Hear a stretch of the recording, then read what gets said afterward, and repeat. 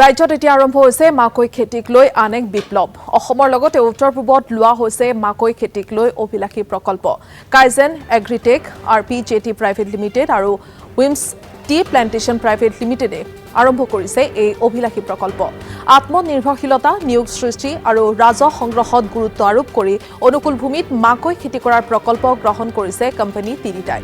এই প্ৰকল্পৰ জৰিয়তে চাহ বাগিচাসমূহৰ মুকলি ভূমিত সৰ্বাধিক পৰিমাণে মাকৈ খেতি কৰাত গুৰুত্ব আৰোপ কৰা হৈছে। ইতিমধ্যে উজনি অসমৰ কেইবাখনো চাহ বাগিচাত আৰম্ভ কৰা হৈছে মাকৈ খেতি। এই প্ৰকল্পত ৰাজ্যৰ থলুৱা চাহ খেতিয়কসকলো জড়িত হ'ব পাৰিব।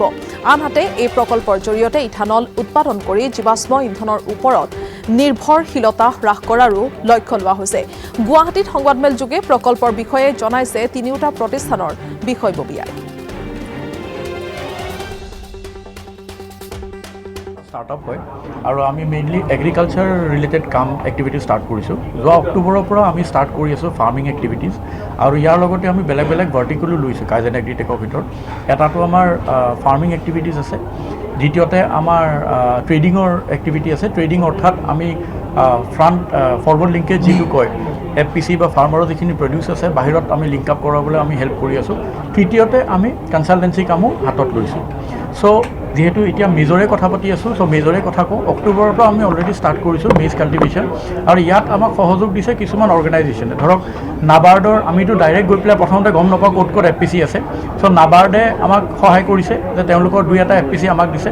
এটা ভাল ইনষ্টিটিউট আছে IIE বুলি কয়, ইণ্ডিয়ান ইনষ্টিটিউট অফ এণ্টাৰপ্ৰেনাৰশ্বিপ।